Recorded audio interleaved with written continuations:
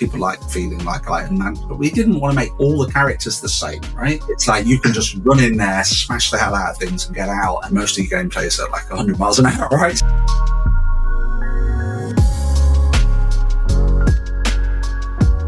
Welcome, everybody, to another episode of The Save State. I'm joined today by Jon Hibbins, the CEO and game director of Psytec Games. And Jon, I'm so glad that you're here on the show today. And I got to tell you, I rolled credits on Titan Isles, and the first name I saw was Jon Hibbins. And I said, hey, I'm going to talk to that guy. This is so cool. So welcome to the show today. How you doing? Thank you. Absolute pleasure to be here. I'm loving Titan Isles, and anybody that completes it, I'm really pleased for. It's got a cracking music track. Psytec Games has always done this thing where we finish the game with, like, I don't want to disappoint. It's like bookmarking a game's really important. So to finish with like an emotional roller coaster at the end, so you sort of finish this big, I don't want to spoil it, but you finish the big end and then you go into the credits, but the credits resets the tone completely and rewards you with like a full sung musical track and a whole bunch of really cool stuff. And that, you know, we've done that in all the games we've done before, but it really, like, so incredibly emotional when I reach the credits when I'm doing playthroughs, and it never fails to hit me, and I've seen it a number of times. But it's like, I mean, I can't pretend I invented that. I think there's plenty of games that have done it. The most obvious ones being the Valve games, like the Portal games or whatever. But it really, we actually got a dedicated music track done for this with a singer and a whole song written for it, and it's a really special moment. So I'm glad you got to experience that. Did you enjoy it? I completely enjoyed it, and I was going to ask you about the soundtrack because it's just so good. Like, it's one of the best gaming soundtracks I think I've ever heard. Like, it's just real good the whole way through. And I like I think Apex, is that the final boss track? It is so good, man. Just I know, and I'm incredibly proud of it too. I did not do the soundtrack. I can say I helped pay for it, and we got it produced. But and there's been some direction in there. But no, a very talented musician called Dan did the soundtrack, and she's incredibly proud of it as well. Previous games like Windlands have had original soundtracks, OSTs attached to them, so you can buy them on Steam or etc. But so we'd sort of come into this knowing a little bit about what we needed to do and what we needed as an outcome, but we sort of knocked it out of the ballpark here. I think it's a really good track, but it's also well. This is the first game we've had to do proper music. I don't understand all of this, so you have to excuse me for the gaps here.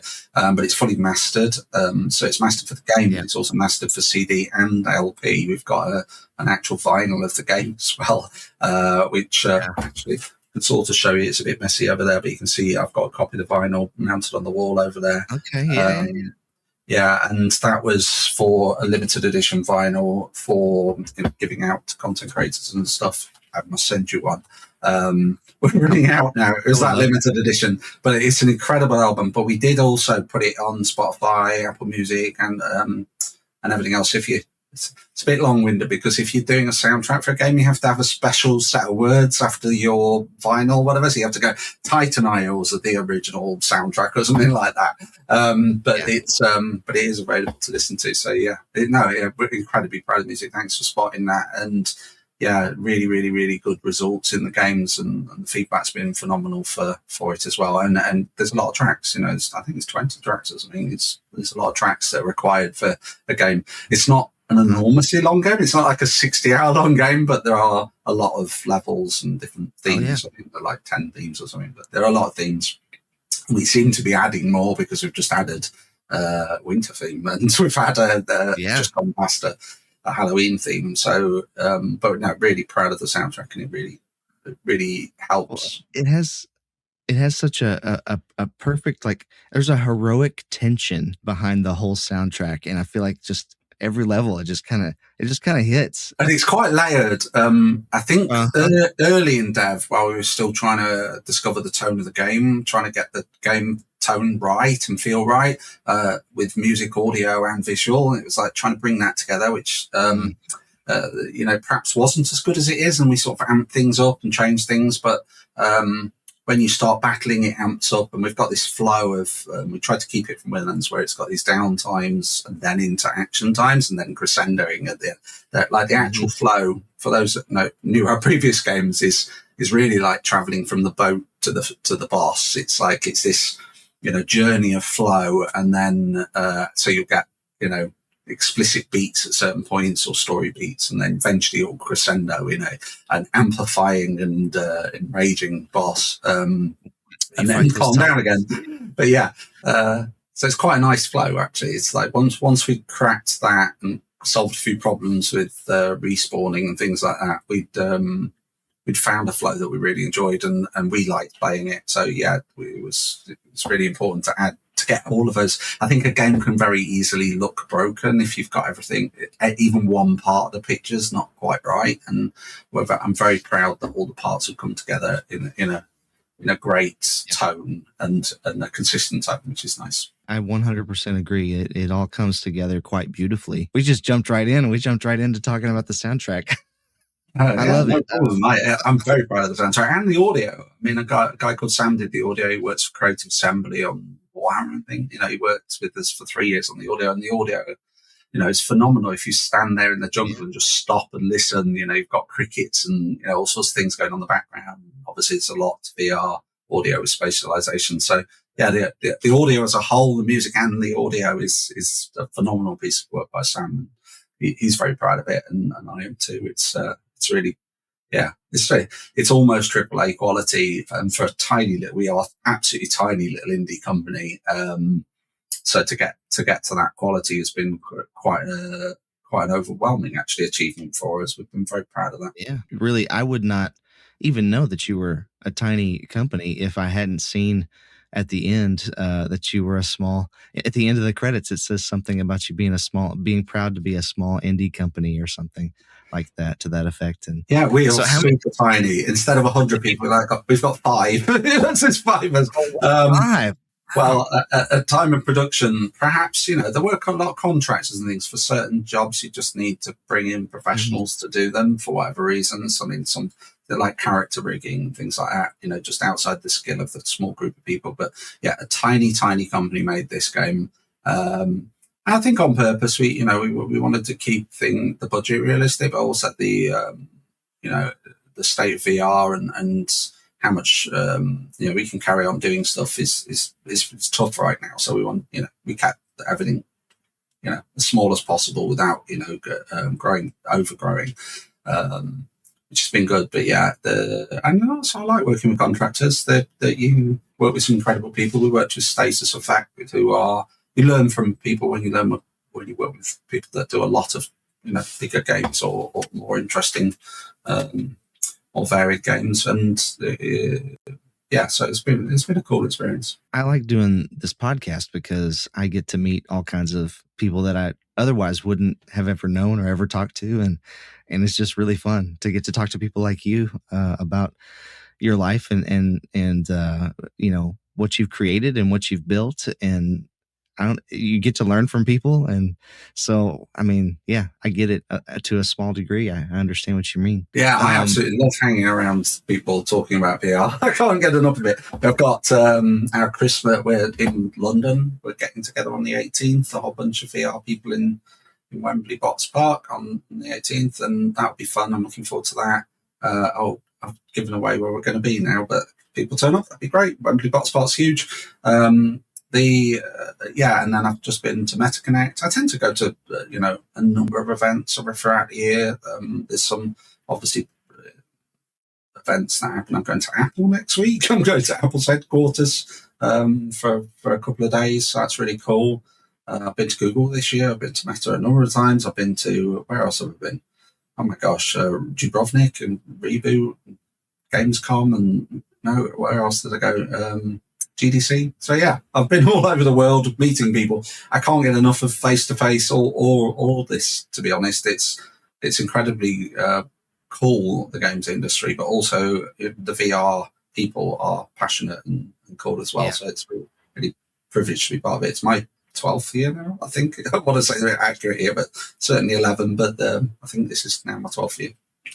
So Wow. yeah, I've got lots of people that I know that I would consider really good friends now, not just friends, not just business contact. So at some events, I will just hang out with the people that like MetaConnect this year. We went a week early and just hang out as friends.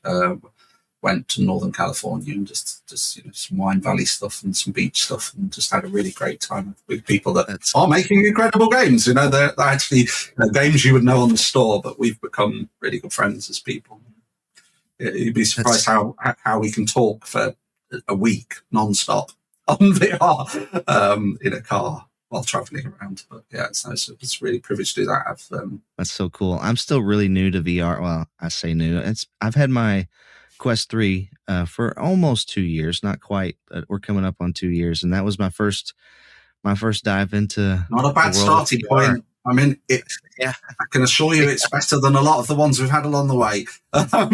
It's a pretty good headset. It's an incredible headset, really. I love my Quest 3. I must admit, I don't know how much to say here, but I must admit I'm ready for the next one. I've been spoiled by a lot of headsets recently, and I have some headsets that just are better than the Quest 3, but they're not, they're either not available, so I can't really talk about them, or they're like the Apple Vision they're just way too expensive for most people, and practically it doesn't have everything on I want yet. There are very few games on it so that sucks, and so but they'll get their act together. Going to Apple next week, I'll find out more then. I really look forward to spending time with each platform right now, because they're all doing cool stuff. I love seeing what Android's doing right now as well. And fundamentally it's new Opera. I'm not that interested in the hardware, although I love the hardware and I think it's all amazing.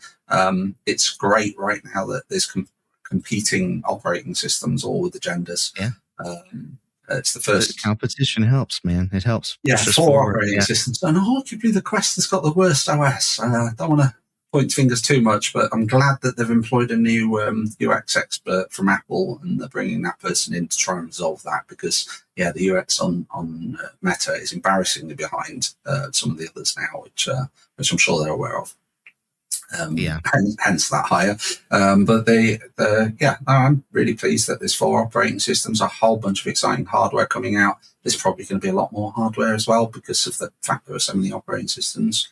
Can only be good for us people that love playing in headsets. Absolutely. Well, Jon, take us back kind of to the beginning.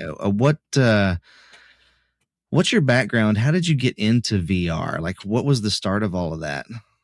God, can you tell us your story? It's a long story. How far do you want me to go? When I was 18, I published my first computer game on the Amiga.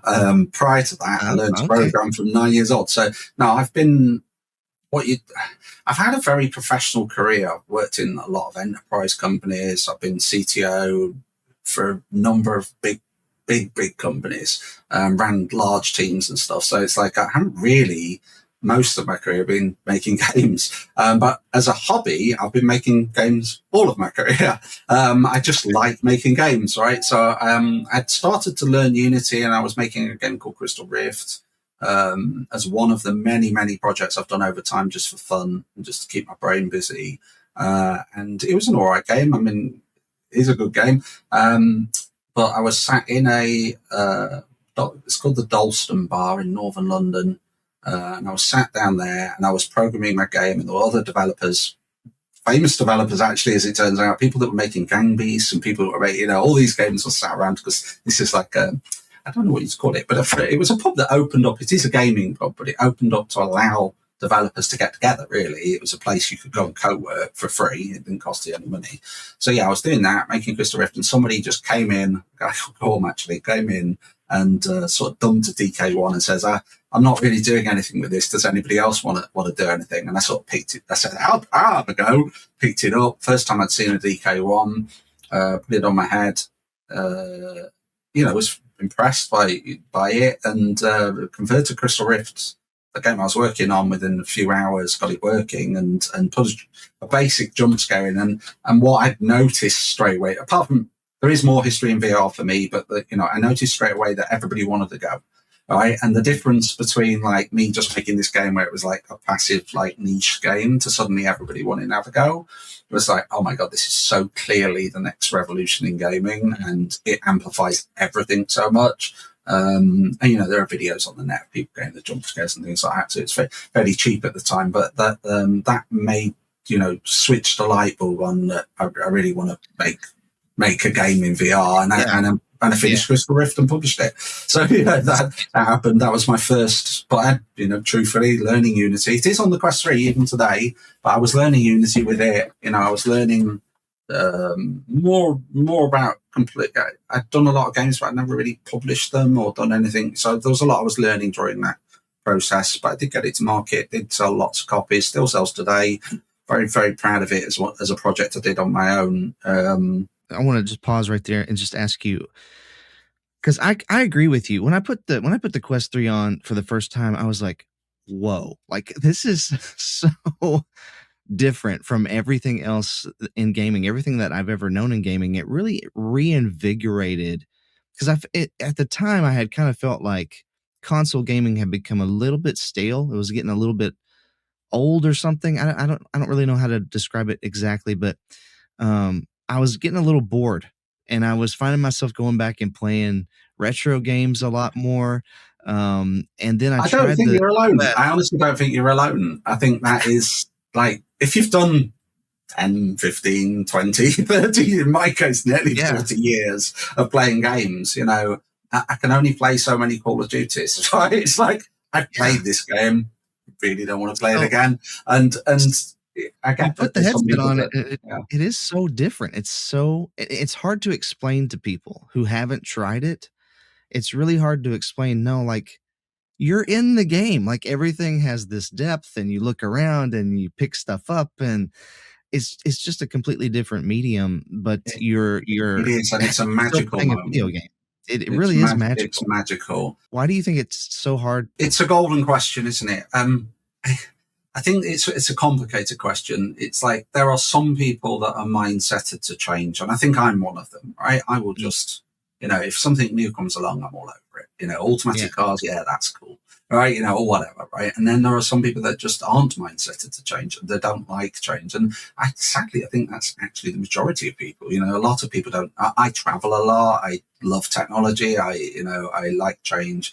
And there are a lot of people that don't want change, and don't want to travel all over the world, and don't want to, get out their comfort zone. And that's, so there's a lot of barriers just naturally there for people just scared of these things. Even putting them on their head, frankly, is like, I'm never going to do that. Some people, bearing in mind, I've got so many headsets, and I've now sort of given up trying to just force people to look at them. If they're interested, I'll get them out and let them play. And there are a load of people, but I would say like a third of the people I know perhaps are in that category. The rest of the people, probably not. And I've got, fancy glasses where you can have big screens projected, and, obviously I've got the meta glasses as well, can take pictures and stuff. And I think I'm seen as like a bit strange for all those things. But for me, it's like, well, this is clearly the future. It always has been. And, I'm absolutely loving having this additional technology in my life. Before we started the recording, we were talking about the holidays and having family over and stuff. And I've really enjoyed like getting to show, members of my family what it's like. And really, I think the easiest way, and I think this is brilliant on Meta's part, is I think the easiest way to get into it is through the mixed reality games, because it's not as daunting. It's not as, you don't have to worry about the motion sickness and stuff like that comes with a full VR experience. And so I've really enjoyed letting them play that, and then kind of slowly transitioning into, some lighter VR experiences, and they've really kind of taken to it a little bit. I mean, they haven't got out. And some people are like, how much of these I'm going to go get one, right? And other people, I've shown thousands. I mean, if not, probably 100,000 by now, tens of thousands of people VR now, standing at events for 4 or 5 days in a row and just putting one person through after another. So there are just some people that are naturally inclined to think this is the coolest thing since sliced bread, and I'll get one tonight. And there are others that just are passively just not interested at all. I think that will slowly change, and I think I'm seeing that evidence already. Glasses are starting to, like Ray-Ban's doing well, right? And I've known people buy those that would would never buy a VR headset. But they're slowly, Connect this year, I played on the one with the new screen in, and they're slowly turning into VR capable or XR capable devices. So it won't be too long. And I saw that Android had just shown theirs like this week or whatever. So it's slowly going to be easier form factor. I think form factor is a huge thing as well. Yeah. It's a big brick on your face that shuts you off from the world. And like, while I don't have any problem with doing that at all, it's like there are a lot of people who just don't like that, internal feeling. So glasses will help. So that's all good. I put some Xreal 1 Pros on a friend of mine that does a lot of traveling at the weekend. And she was just blown away and asked her how much it is, right? You can sort of tell, because that's the first question of intent. It's like, how much it is, right? Because they don't bother asking if they're not interested. If they actually ask the question, like, how much does this cost? Then there's an intent there for, I'm interested and I want to know how much money it's going to cost me. No, it's interesting. But yeah, I want to see, I don't think the perfect headset's out yet, and I've not even got it on the radar. I still want to see a very light headset that's got attachable, a bit like the Valve frame's got, detachable front, so you can have different headset fits, because that seems to be a really good thing to do. Great audio. I hope Valve themselves bring out a better audio solution than pass-through like they've got the frame, but they're, really... You've sort of got all the device exists in its different components. It's just not yet come together as one device, honestly. The audio on the Vision Pro absolutely smashes most things, but then you put the Index on and those over-ear, really large speaker, they're just phenomenally good, right? But they've not sort of made their way into any other headset. And then I've recently been working on PSVR 2 a lot, and you've got adaptive triggers that give pulse feedback and click feedback, like none of the head, it's just that's only there. And then you've got headset haptics on that as well, which is like only there, but it should be everywhere, right? It's like, it just should be. And so you've sort of got and you've got really incredible optical stacks on certain devices, and then you've got OLED that's like absolutely bright colors and blacks, but that's not quite there either. On PSVR 2, it's got, can't remember what you call it, but the graininess to the thing, I think called Mura, right? It's got a Mura problem, which is resolvable in Software Stack, but they never bothered to do that. In Software Stack, you can do this thing where you take a picture of the output through the lens, and then you adjust the shader at hardware level or video output level to compensate for the light and dark pixels, which then gets rid of the problem. And it's like, there are ways of dealing with that as well. And there's just not this perfect headset yet, but I think we're creeping towards it. And one day I'll just say, oh my God, that's the perfect headset. And it's like, but like I say, you've got sort of parts of the picture building up that you've not really got. Yeah. Like, we've got one amazing operating system. Vision Pro is clearly like incredible for an operating system, but that's not, then I use another operating system. I think this is all broken and just doesn't do what you expect to do. But even with the Vision Pro, as slick as it is, it's not quite perfect yet. It's still got barriers to entry for most people, but less. I want a world where you put on a Quest 3 and it's got like, here's your last games, right? And panels, and it's like you press a button, you're in, right? It's like, because that's what I want to do 99.9% of the time I put it on. I want to go back to one of the ones I've recently played on, or I want the newest one to be the one that I've just purchased. And it's like, I can't tell you how many times I've said that to Meta, but they're a big company and they're an enterprise company, and they've got a lot of, I think they, in my opinion, and this is a very deep opinion, they're trying to make a device for everyone that's doing nothing for anyone. And it's like making games. You make a game for everyone, you make a game for no one. And they're doing the same with the headsets. Like, just make a game for gamers, concentrate on that.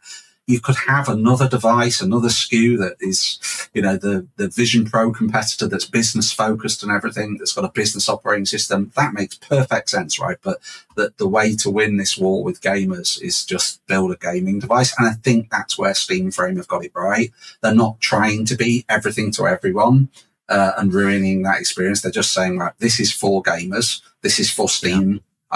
People that are invested in the Steam economy, and thus we're making a gamer device. So it's all going to be gaming focused, and praise them for that. It's time that Meta did the same, frankly. They should have kept it as a lot of opinions here. I wish they'd have kept it as a gaming company, and just kept Oculus as a brand, built the Yeah. gaming company, put people that know gaming in responsible positions of making gaming customer focused decisions, but they've just been ripping it apart, and unfortunately it really shows at this point. And I don't think you're alone in that opinion. I think there's a lot of people that wish they had just kept the Oculus brand and continued to focus on gaming. they're almost answering it themselves. They've got like, I was at Connect this year, so I've got this pleasure, but you've got like, who loves the glasses? Fashion people and people that need glasses, and and there's a whole, and concentrate. You wouldn't try and turn Ray-Ban into a gaming device, right? It's like Ray-Ban's a fashion focused thing, so that's fine. So yeah, they've never seen. I don't think they've ever seen the headset properly as a gaming console on your head, right? And I have met incredible people. There's the guy that came from Xbox actually that works for Meta and stuff, and they're trying to make change, but somebody somewhere just needs to say, look, it's a gaming device. Brand it as a gaming device, sell it as a gaming device, never muddy that water, just make it the owner's property of a gaming device. I mean, can you imagine logging into Steam tomorrow and suddenly there's advertisements for virtual worlds, or suddenly, you can't find your game library because it's now disappeared behind some, ... icon, and then they've put some news thing for it. They say, just make a gaming device for gaming people. So I love Valve for doing that. And I wish that there would be multiple SKUs, honestly, inside Meta. A gaming SKU, which is a gaming device, and you buy the gaming device. A business SKU, which is much more for enterprise architecture, competing with Vision Pro, maybe high-level content absorption. They both could do that. And then, obviously, the fashion range. And I think that's what this should do. Yeah, I think that's a great plan.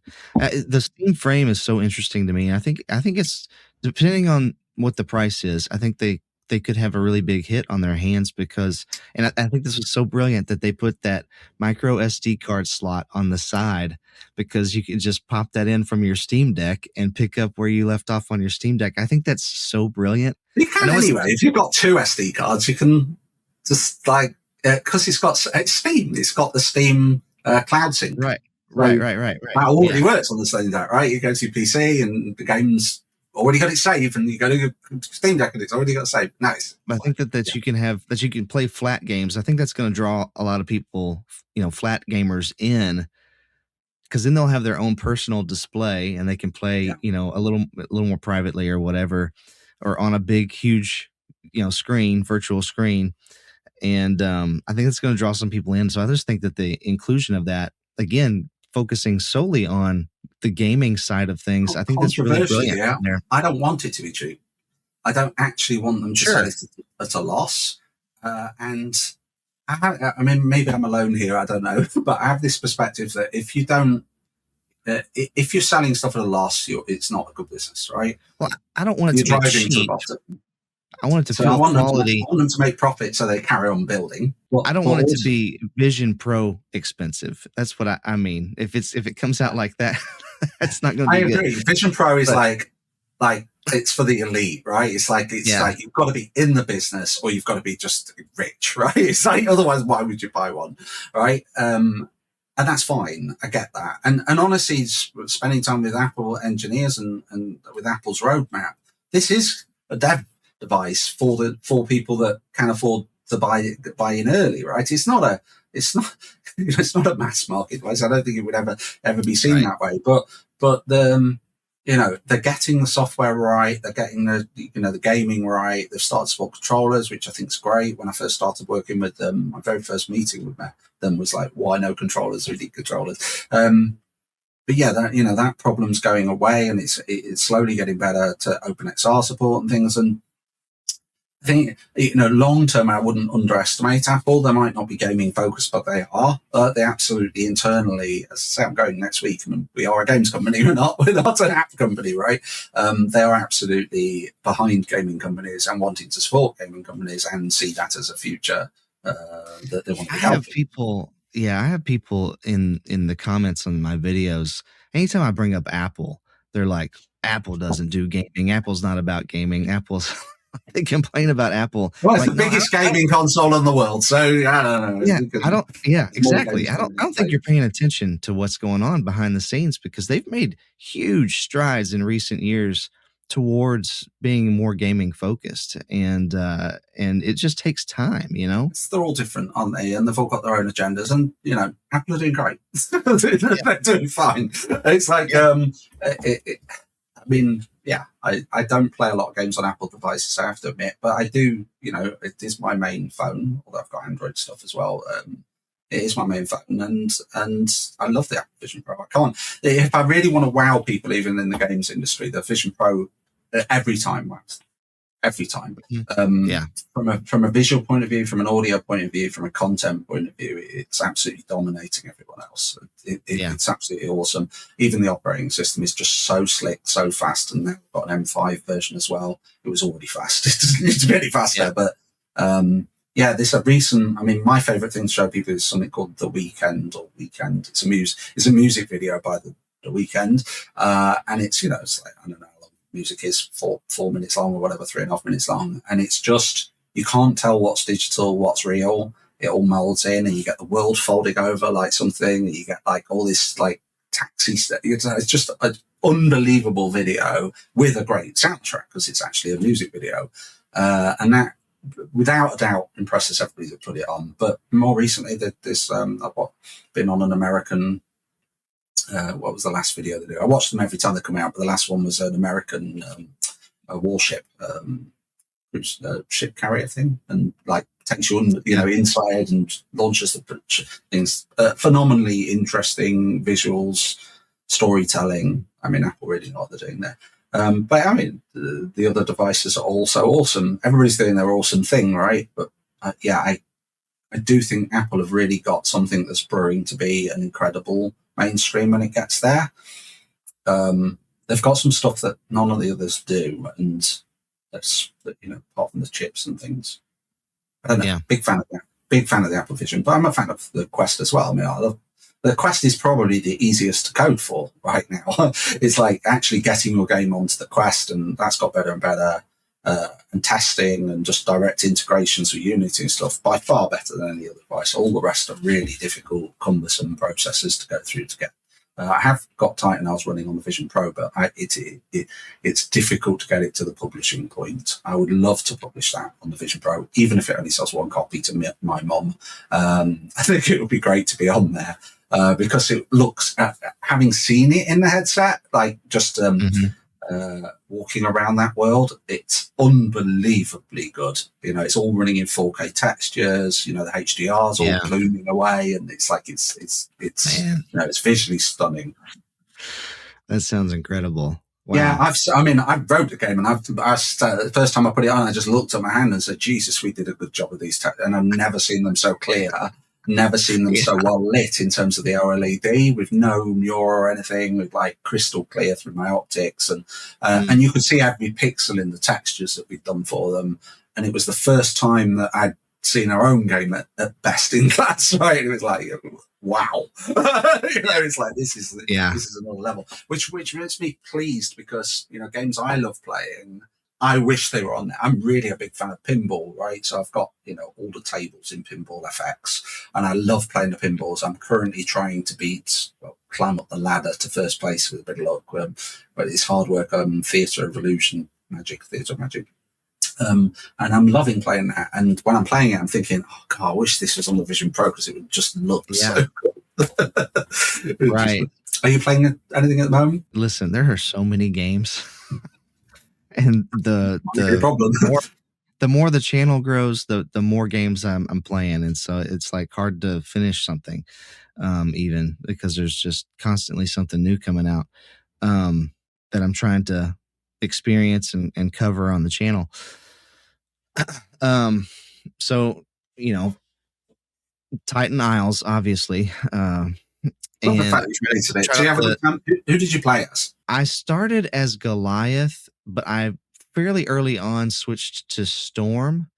I think it was Storm. Yeah, Storm. It's pretty common. People like being like, I mean, trademarks aside, people like feeling like Iron Man. So it's like, and it is difficult, because we didn't want to make all the characters the same, right?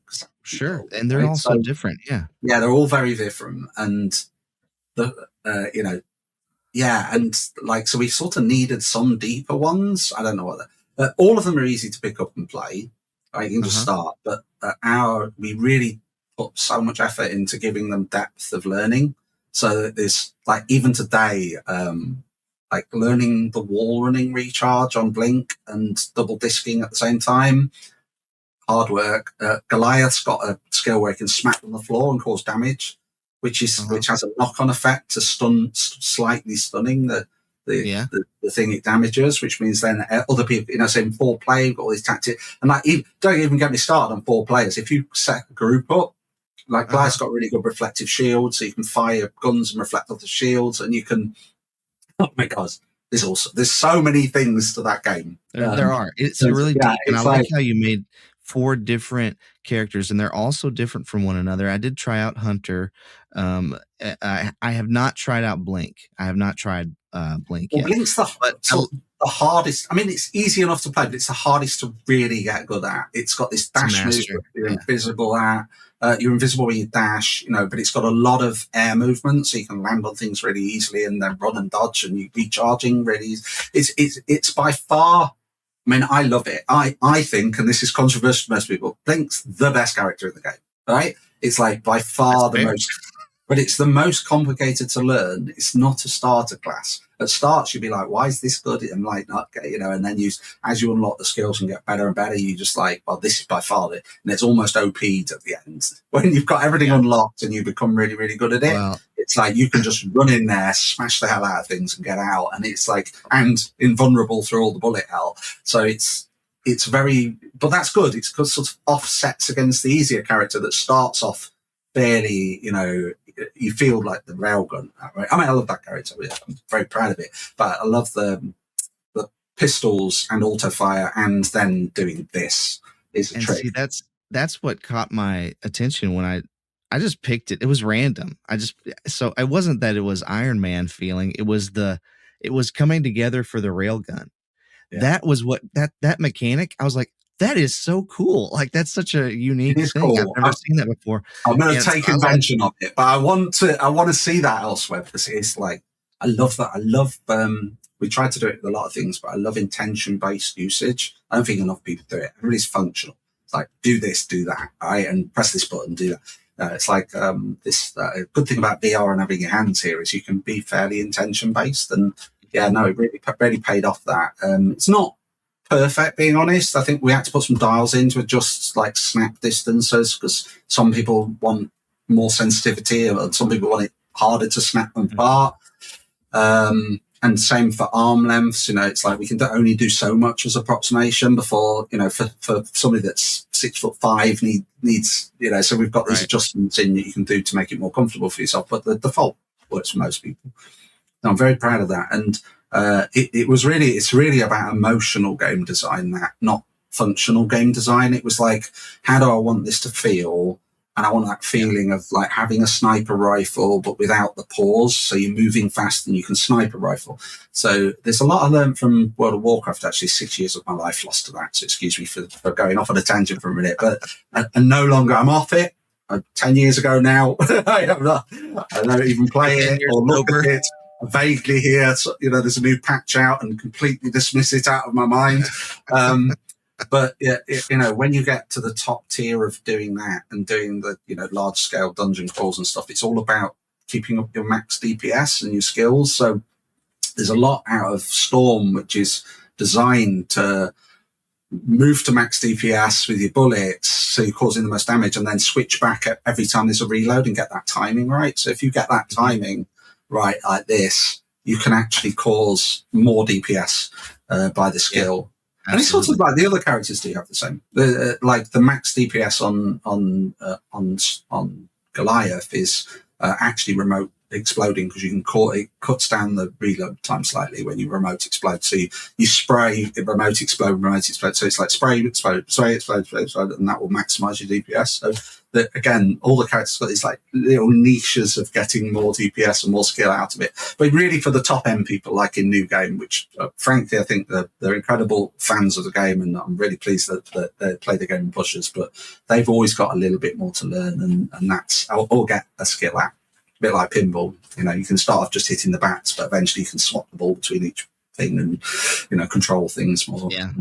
Yeah. So how hard was it to like balance all of these characters? Because they're so different, but you did a great job, I think, of making sure that each one was learnable. You slowly ramp up your powers as you go through the game, but they're also balanced. I mean, I don't think that any one of them is necessarily at a disadvantage compared to the others. You know what I mean? Like, no, and we do tweak that a little bit. If anything, they've all got their own strong advantage. Right, so it's like right. We tried to give each, like, Blink's got the most agile, right? Can recover the most quickest and has defense, right? So it's like, a lot of tweaking in gameplay testing and a lot of feedback and a lot of we occasionally do a bit more. I recently sped up something on Blink just to make it a little bit more fair for early players, so you get an earlier boost.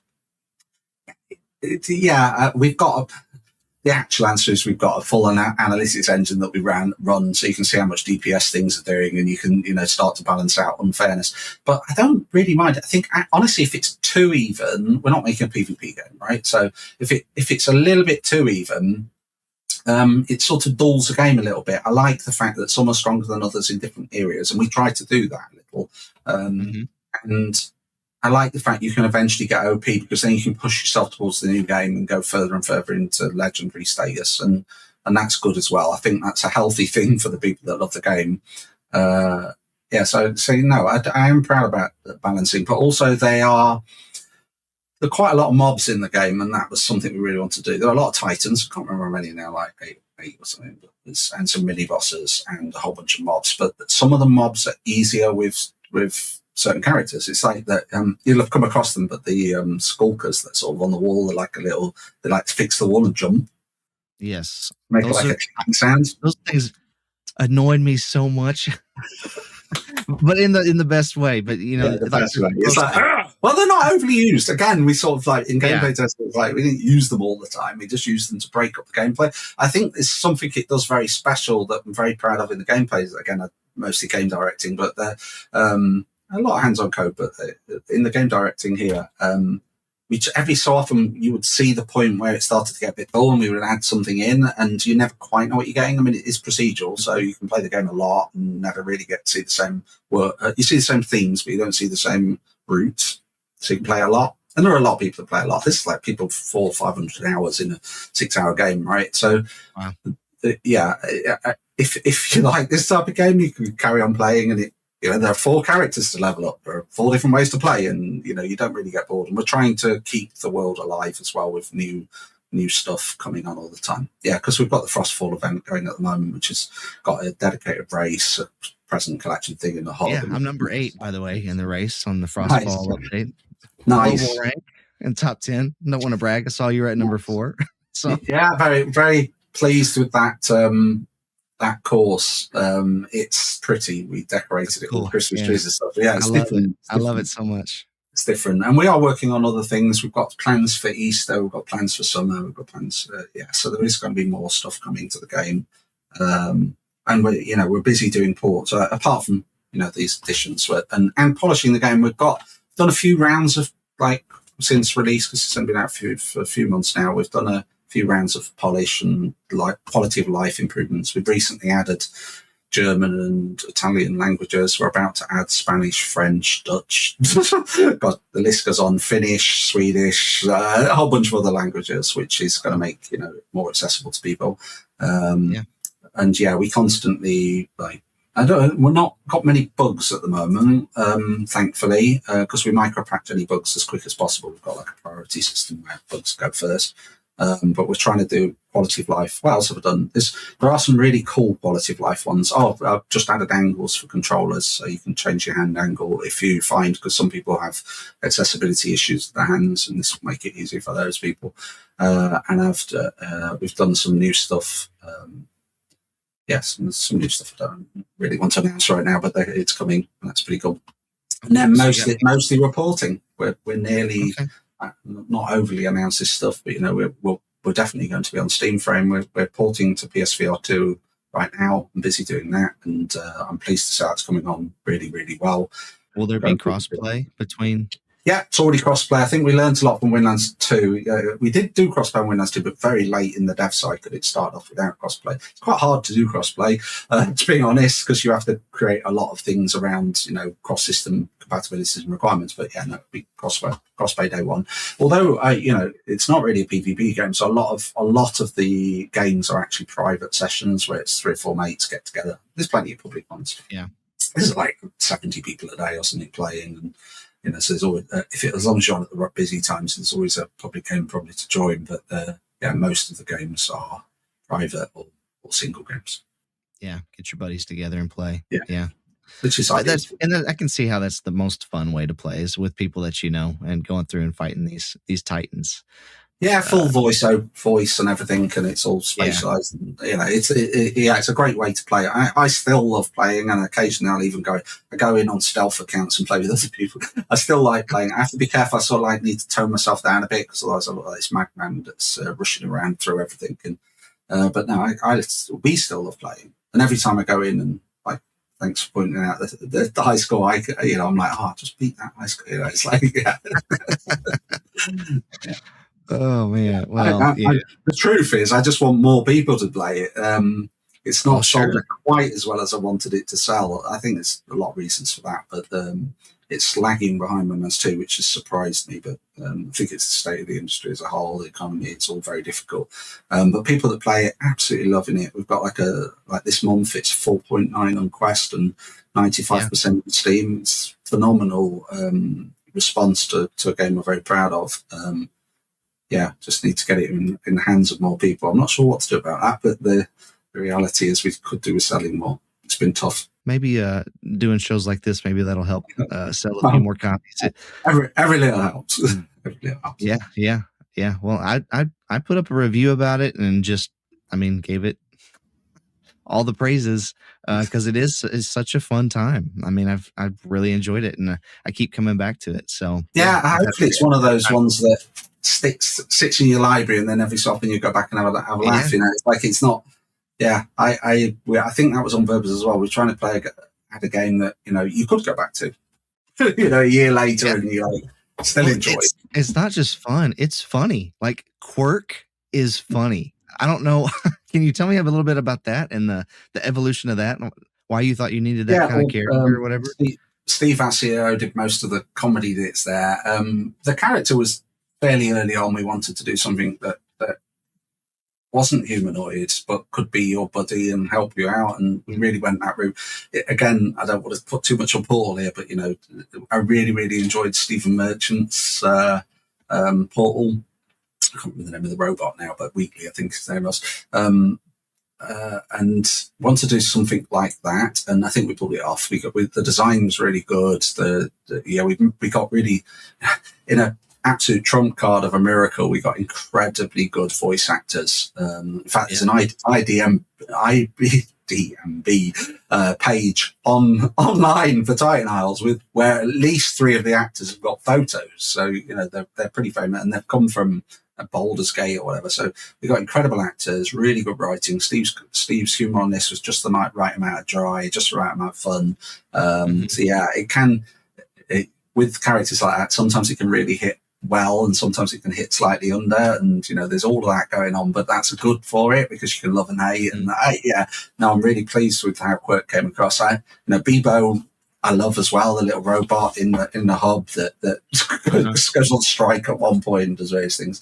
Yeah, generally I think we're learning a lot more about character presentation. I mean, Windlands 2 did have some incredible characters. We had somebody from DreamWorks do the designs for them, so they look great. But we were early in understanding scripting, understanding comedy. Trying to get that right. And again, tiny little company, so it's sort of all hands on, learning new things and trying to work these things out as we go along. Honestly, and sometimes it really pays off, like music, like the actors or whatever.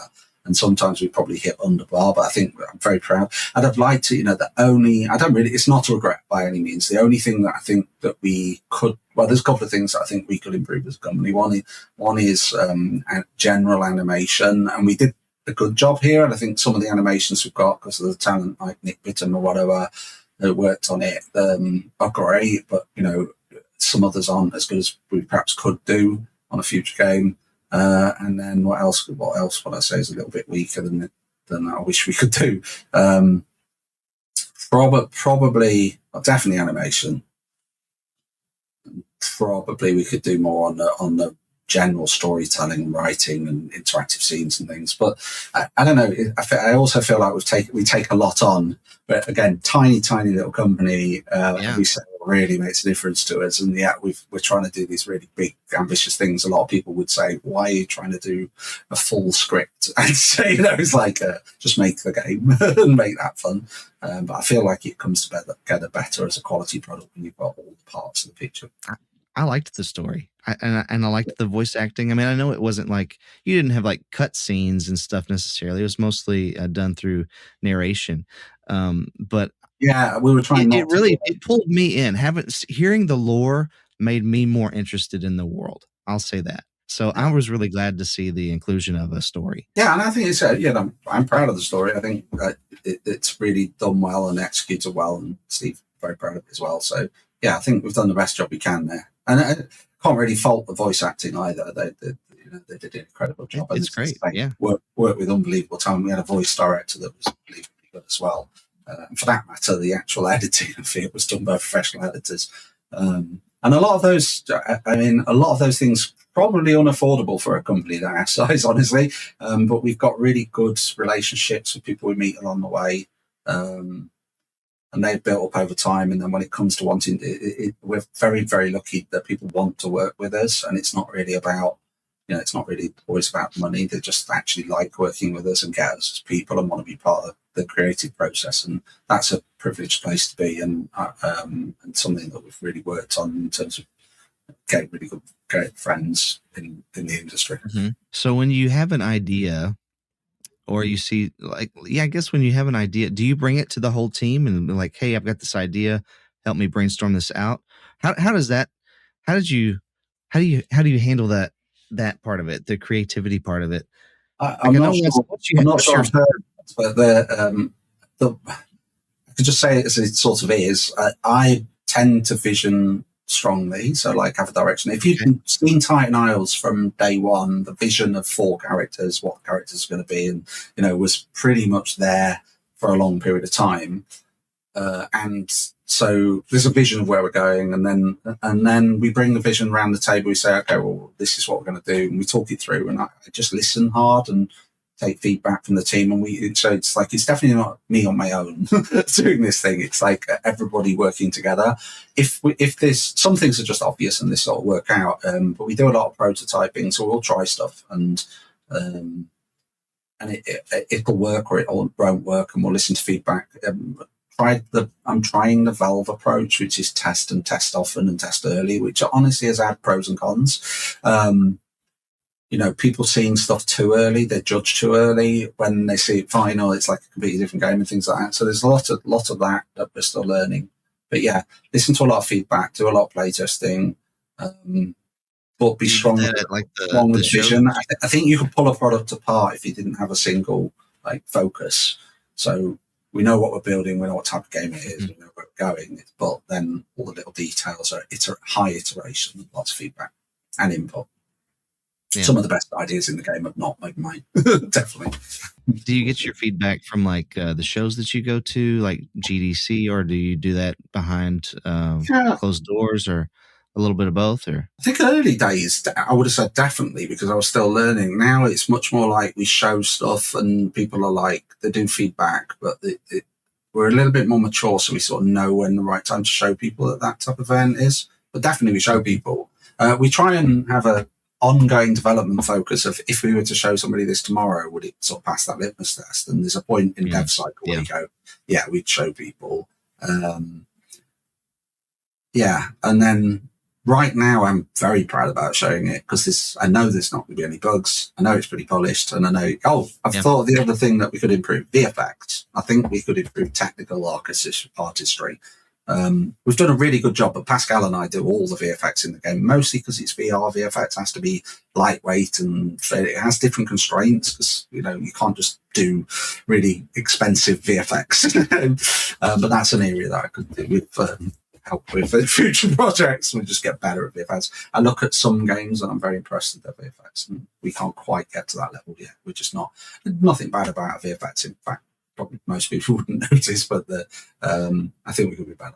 There's definitely games that have more detail, like in the rocks and the terrain and stuff. But what you have, I think, looks great. And some of these rooms that you're in, because you are fighting huge creatures, huge titans, they're huge rooms, and so especially limited to standalone hardware, I would imagine that there are a lot of limitations that come with that.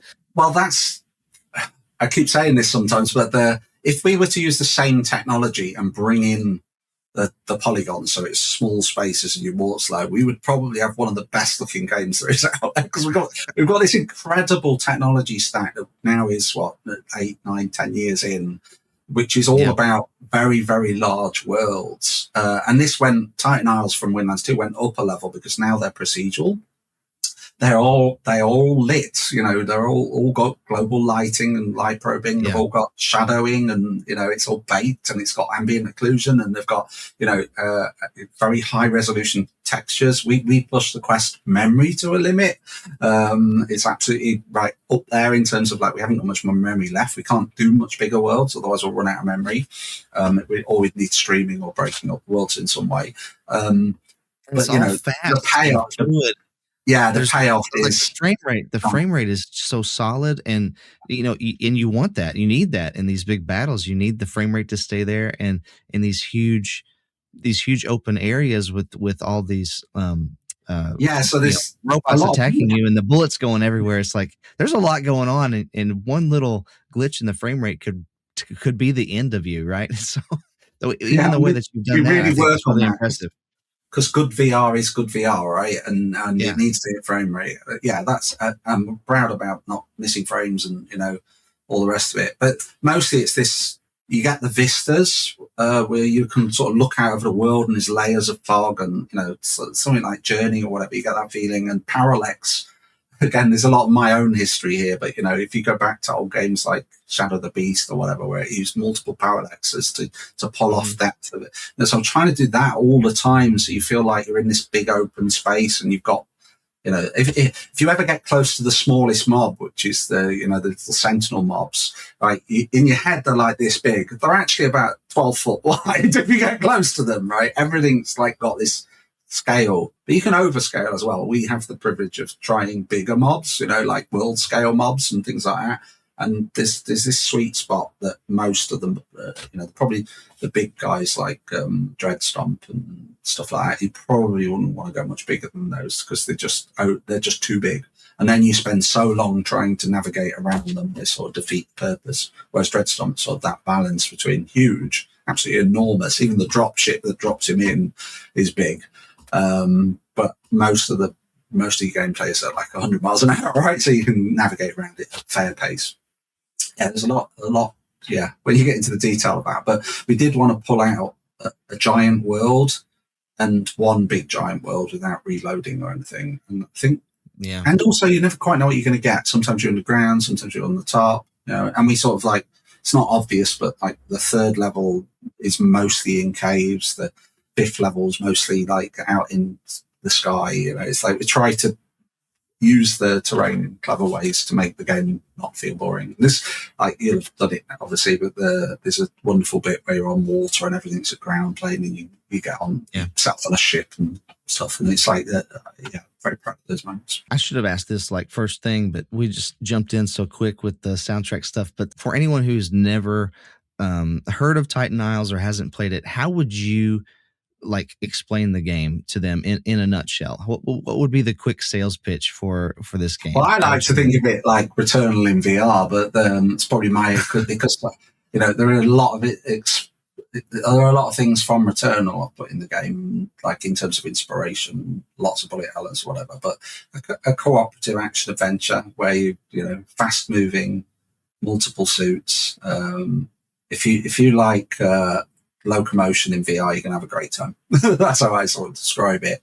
There's lots of like marketing words for this, but it was a specific feel that we were after, which is like, set me free. I want to be Iron Man. I want to be Spider-Man. I want to be, the Flash or whatever. And it was like, so it's like putting a superhero, but also doing that in a way that isn't forced. It's like you can learn the character and play it as you want, but also give a proper giant, beautiful world to playground, really, to use those tools. And I don't think I've seen a game quite pull off the scale that we've got, and so we did put a lot of effort into making really big sandbox full of enemies.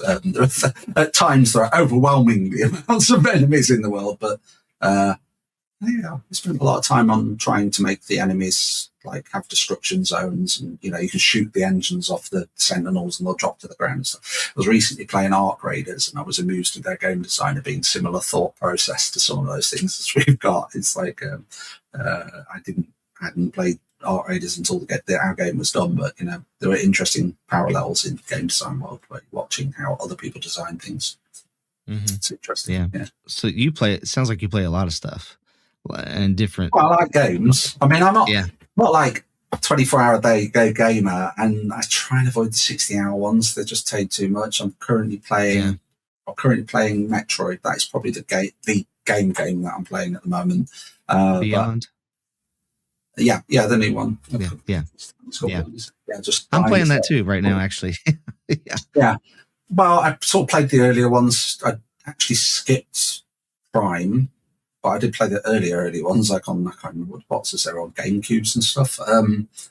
So yeah, I thought I'd dip back in. I'm enjoying myself. I mean, it's a great game. I'm enjoying that with my friends, like every Thursday. We'll do later on tonight. In fact, I'm looking forward to it later. 4 of us get together and play games on Thursdays. We've done a lot of Phasmophobia, but we're currently playing RV There Yet, which we had a whale of a time with last week. So we're not playing a VR game at the moment. We're playing a 2D one, but we do play VR. We played the week before. We played Walkabout Mini Golf, and we played the dinosaur level, which was fun. Yeah, awesome. I've got the same group of people, and then once a month I typically do sim racing with Simtox crowd. Although that's paused for a little while. I'd like to play a lot of games and play as many as I can. Does that help you come up with new ideas for your games that you're doing? Yeah, do you see stuff sometimes in a detrimental way, because I see it with a different lens. It's like I see the technical stuff or the game design stuff while I'm playing games. So yeah, I'm playing Metroid Prime, and I'm thinking, they've done that. Oh, they've done this. Oh, that's how they've solved that. Oh, storytelling's a bit weak there. Why have they done that? It's those type of things. But so it does give you a different lens. But I don't mind that lens. And yeah, some games I just despise because they've made such bad decisions, and that's problematic. I've always been a gamer. I literally started gaming on the ZX81 at 9 years old, and I've had a lot of consoles, a lot of games, and a lot of PC, computer equipment. I probably do most of my gaming on PC, but I've got a PlayStation. I've got all the gaming toys. But I mean, the games industry, so you probably wouldn't expect any different. But I actually really enjoy playing games. So. Do you have a favorite game from your childhood or teenage years? Is there like a game that's just stands out? Game. I could give you my game of the years for every year since I first thought of that process. No, there's loads. I mean, the first thing that came to mind there is Monkey Island, although I've got a story of Monkey Island, so that one's a bit montage. I really, really liked those early, like, proper emerging arcade games. As well. So, child of the 80s, so I did go to a lot in the 90s. Went to a lot of arcades and played a lot of games. So yeah, that sort of areas. I've got like special affinities to things like hyper sports and outrun, and it goes back that far. And then a whole world of Diablo 1, Diablo 2, Doom, epic stuff when they did it. I can't remember what that's called now. God, that's going back a long time. But they had their own Quake equivalent, and then it just goes on and on and on. Probably every single year I've got favourite games, but I've played a lot of games. Love it. I'm not alone. There's lots of gamers out there enjoying the years as they go by. And this year's, I'm privileged to be a judge for BAFTAs. So this year I got Yeah, I've done it for a few years now, and then I'm full BAFTA member, so I get to judge on the games for the year, and they've just done their long list. But I get to play and judge those. So I do try and play as many. Honestly, it would be impossible to play every game, certainly to complete them. I think it's bad being in VR. Try taking all the 2D games that submit to hundreds and hundreds and hundreds. So I pick, there's some things that are obvious. I completed Blueprints this year, and, I played a bit of Hades 2. It was a good one. Yeah, so there's some things that are obviously good. Did you play Balatro and things like that last year, and did I play what? Claire Obscure? No, I haven't played that yet. Oh, probably should. It's so good. Okay, I'll look out for that. Oh, Expedition 33, you mean? Yeah. Okay, well, I have got it, and I should play it because it was part of the BAFTA stuff. I get it in there, but I should actually play that. I'm sort of a friend of mine, a colleague, we're doing... I'm playing Death Stranding and he's playing Elden Ring, because I've completed Elden Ring, and I still say to this day, unless you've completed Elden Ring, you're not a real gamer. Controversial as that is, but he says no, there's other great games out there. So I'm trying to get through Death Stranding, which has its moments of sit down for an hour and watch a trailer. But I'm right in the middle of the most ignorant, so it sort of abuses your time. But I get it for its art, and I'm enjoying it, and I quite like the core mechanic. Actually, the whole walking across the ground thing is quite nice. Yeah, I started Death Stranding, and that's the thing that made me stop, was the fact that the cutscenes were so long and there were so many of them. I was like, how much of this is cutscenes? So I looked up like a full. On YouTube, you can find like all of them put together. Yeah. It's like 11 hours or something. It's like, well, it needs to warn you. It needs to say, right, we're about to play a 30-minute one. Would you like to come back later or watch it offline in your own time? Yeah, I was just I can't do it. I don't have time to do this, so I had to quit. But yeah, well, I had to find, I've got a whole afternoon, so I'll start now, sort of thing. Right. Or just 10 minutes in, just give up and come back to it later. But no, it's a work of art, right? It's just it is. I think that's probably the great my thing favorite about game ever is World of Warcraft, right? But just because it's got so much in it, and it's multiplayer and it's social and all the rest of it. But the Elden Ring, I've completed the DLC as well. Well, that's not true. I got to the last boss in the DLC, and I can take about 2% off it. So I need to respec, and that annoyed me, because that doesn't feel balanced. It may have been fixed by now. Might have another go this weekend. Who knows? But I love Elden Ring. That was it's my jam. And I liked Bloodborne, but I almost I don't like any of the Dead Souls or any of those. So. And that happened to me on a game once. It was Xenoblade Chronicles X on the Wii U. I'd spent I don't know how many hours, 100 hours or something in that game, building up to the last boss. And I got to the last boss, and I was doing fine. Got to the last boss, completely obliterated me. It's I got to go back out and grind for another 30 hours to beat the last boss. I never finished. Not that I want to tell From Software what to do, but the last boss should never be brutal. It should actually be a tonal end to the game. So it should be hard, all right, but it should be fair, and it should be, a really good, well-sequenced boss, and not too long. You don't want to just have it rinse and repeat for hours. It just doesn't. Right. And they're one of the best game designers in the world when it comes to bosses. So I don't know how they messed up the DLC, because the original boss, great. It's got two phases to it, both in different spaces, beautiful patterns to learn, fair but hard. You win. Right? This one's just ridiculous. I'm going to have to be in a specific. I'm either going to have to go and grind. Bear in mind I got to it, so I've done all right. And I have to go and grind XP to level up, or change spec. And that's broken. Right. For me, it's broken. It was crazy because I didn't just try to follow the main quests. I did a lot of the side quests. I was pretty leveled up, and then I got there and it just annihilated me. I was like, what the heck? I gotta get more powerful. And I started to, but then it just became golden rule in gaming: make it fun, right? If it feels like you're grinding, or you feels like you've got to give up because it's too hard, it's where's the fun gone there? It's shame for both of us there. You've made something fun in Titan Isles. I can attest to that, and I'm going to keep coming back to it. And maybe I'll beat your record and take over the 4th place spot on that run. But there's some very dedicated runners, and again, there's skills. Did you find out you can use your hands on Storm behind your back, like Jet?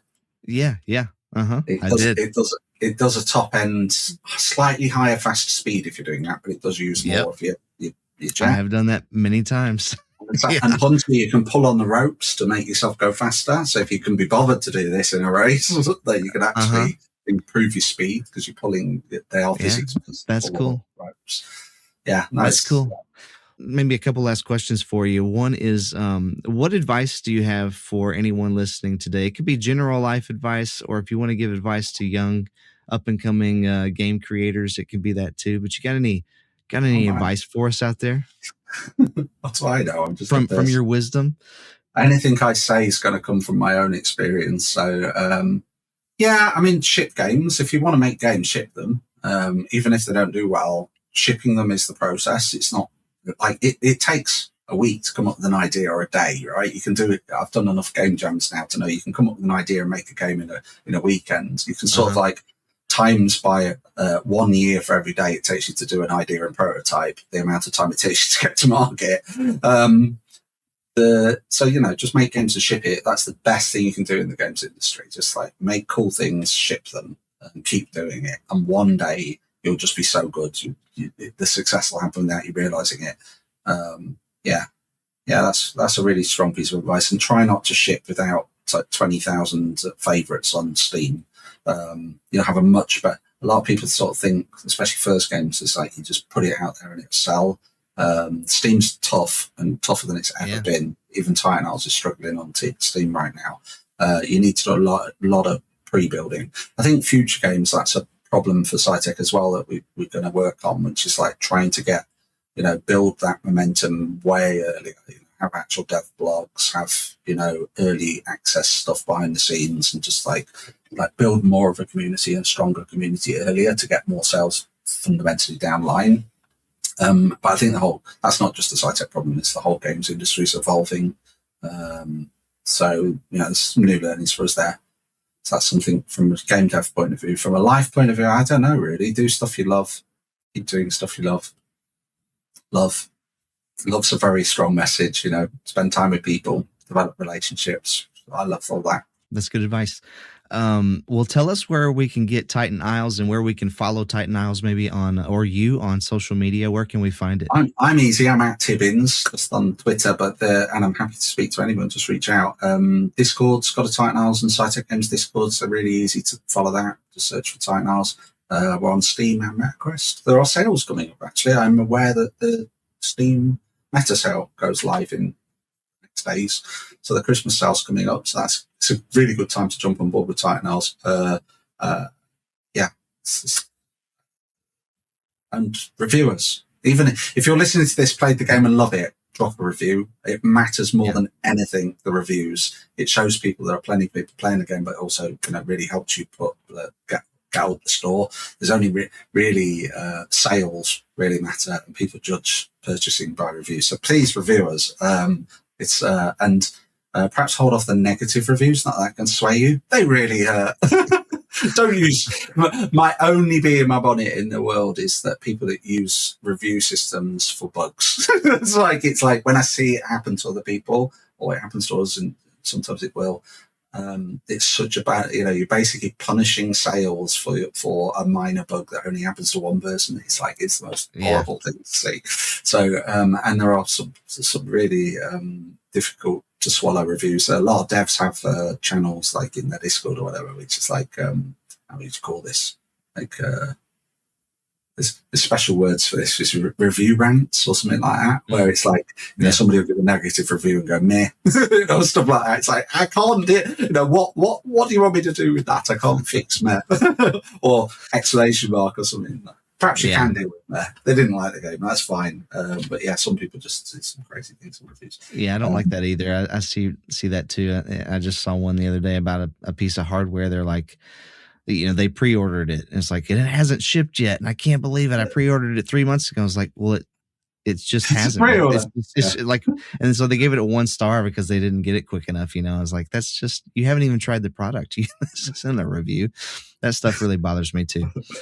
And I've seen some again, in those review events, they're almost hilarious to look at. But it's like people saying things like, I pirated this game and the leaderboards don't work. And it's like, well, yeah, but it's like, yeah. That's pretty straightforward. Don't pirate it.